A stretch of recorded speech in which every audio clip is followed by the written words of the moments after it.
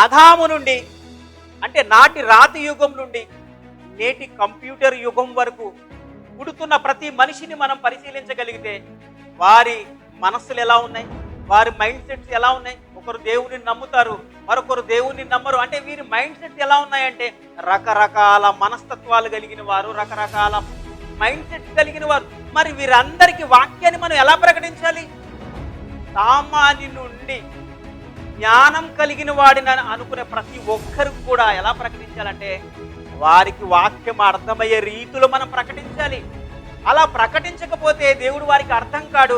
అర్థం కానప్పుడు వారు తీసుకునే నిర్ణయం ఏంటో తెలిస్తే వారి కష్టాల్లో చూద్దాం నా ప్రియమైన దేవుని పిల్లలారా. యోషియా గ్రంథం 11వ అధ్యాయం 7వ వచనం, నన్ను విసర్జించవలె నా జనులు తీర్మానము చేసుకొని ఉన్నారు, మహోన్నతుని తట్టు చూడవల్ని ప్రవక్తులు పిలిచినను చుట్టుటకు ఎవడును ప్రయత్నము చేయడు. విసర్జించాలనుకుంటున్నారా? సేవకులు వాక్యం ద్వారా పిలిచిన చూడని వారుగా ఉన్నారంటే వారి బోధలు ఎలా ఉన్నాయి? దేవుని యందు విశ్వాసం కలిగి ఉండాలి, దేవుని వాక్యం చెబితే భయపడేటట్టు ఉండాలి.